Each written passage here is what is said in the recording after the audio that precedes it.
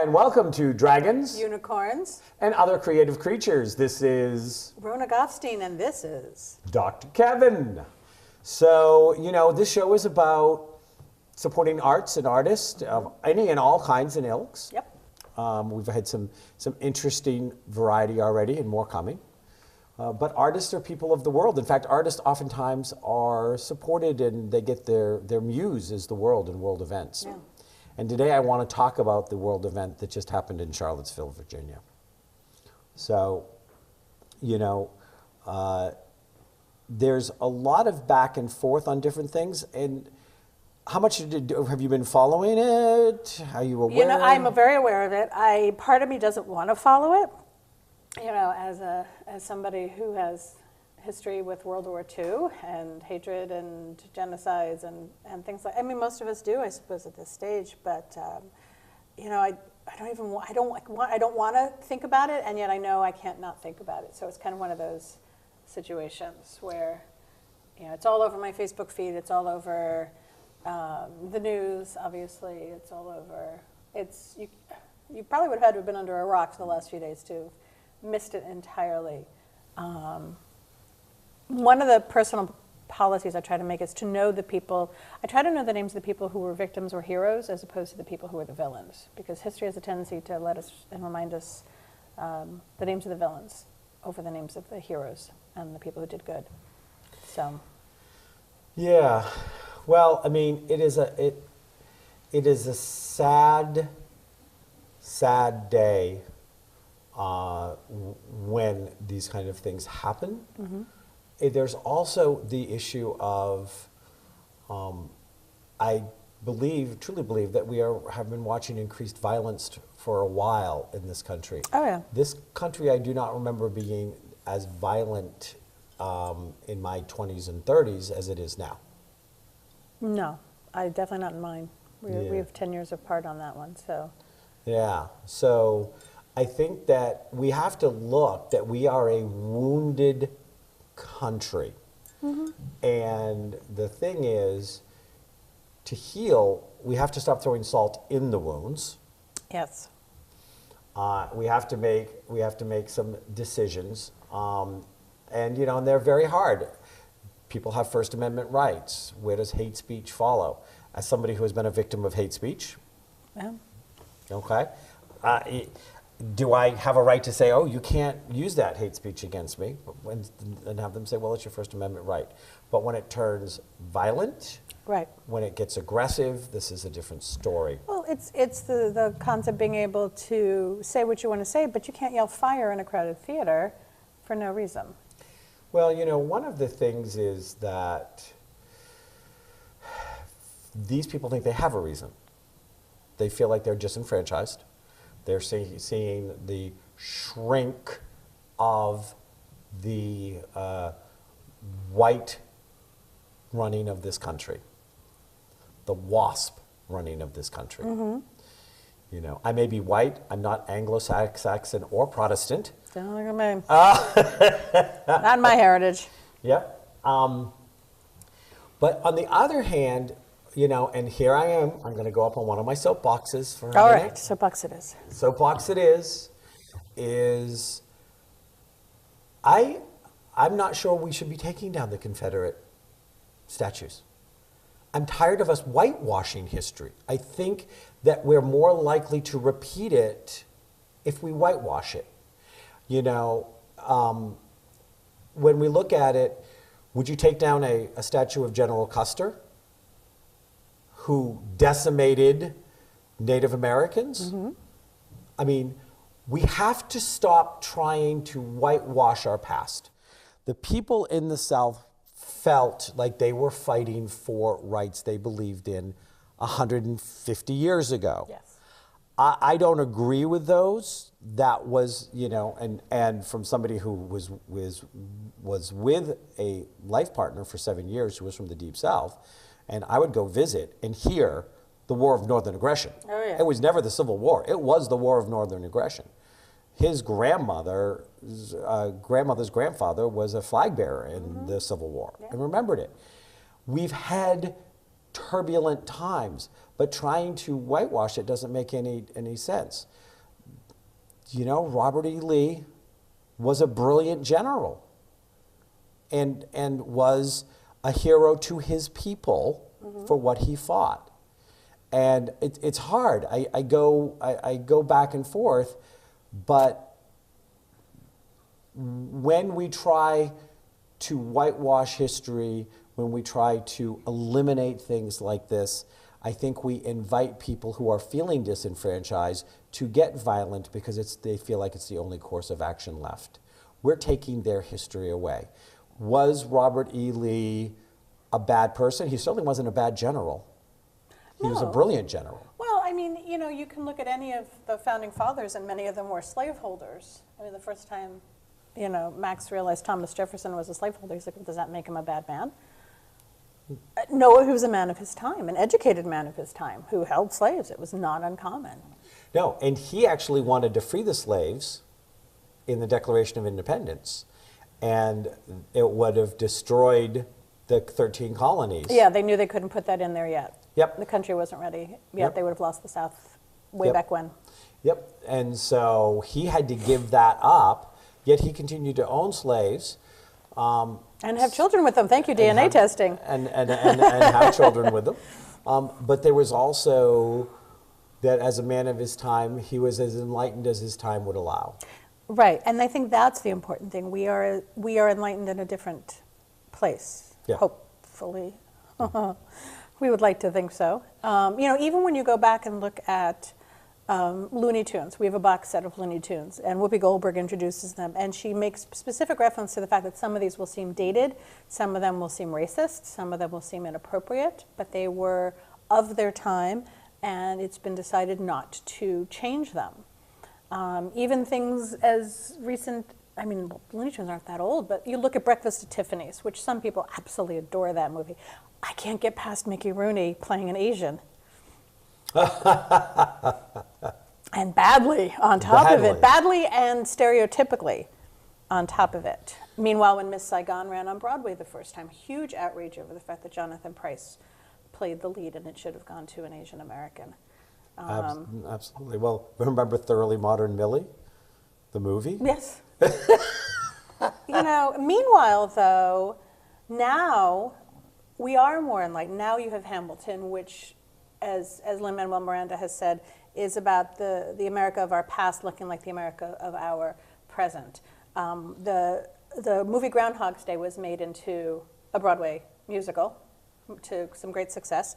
And the character that was played by Andie MacDowell in the movie is being played by an African-American woman in the Broadway musical, because it didn't matter.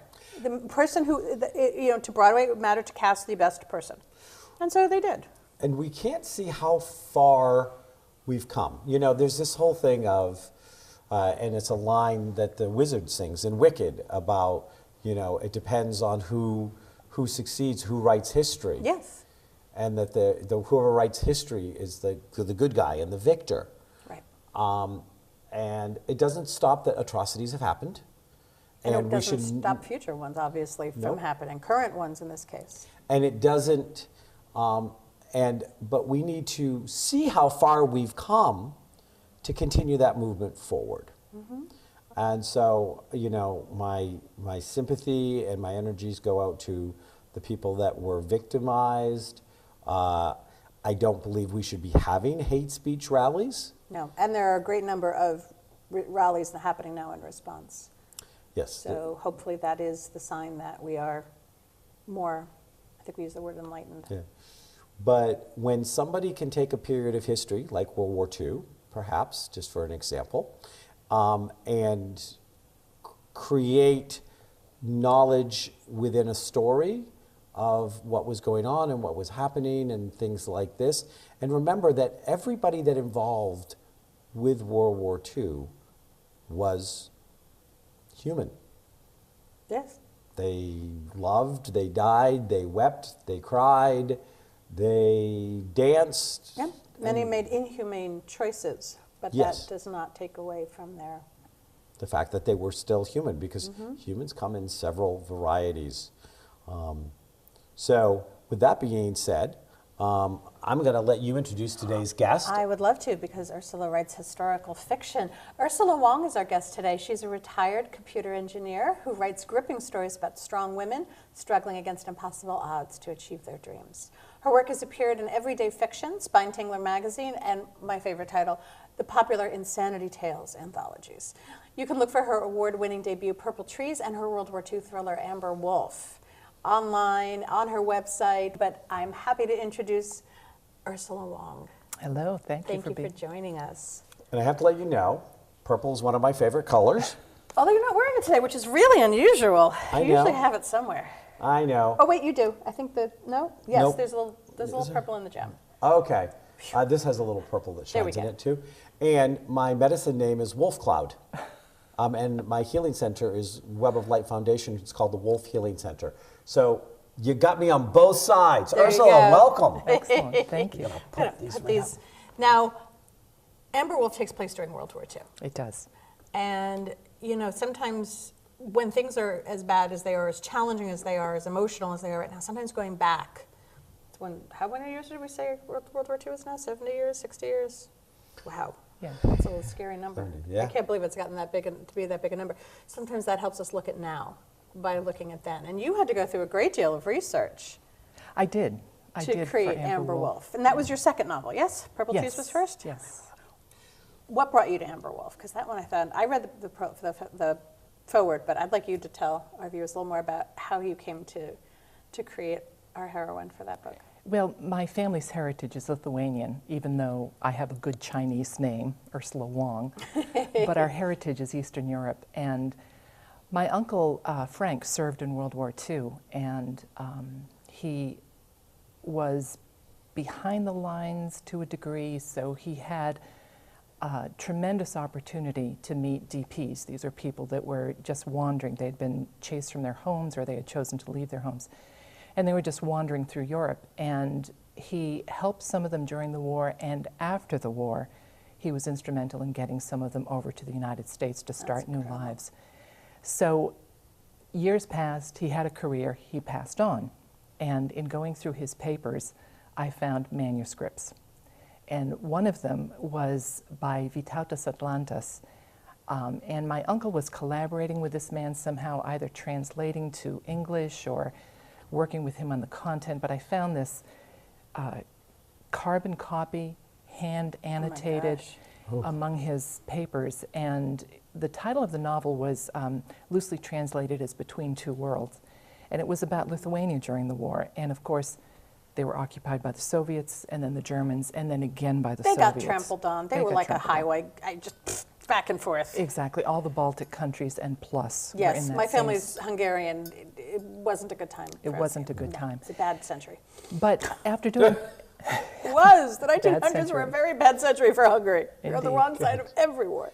Go ahead. but after doing Purple Trees, I wanted to continue writing a novel, and so this manuscript basically started me on a research path, which I am Wow. still on, and I'm trying to bring the history to a more poignant effect. The historical books are great on World War II, Eastern Europe, all of Europe, and even the effect of World War II on the United States. It's a tremendous amount.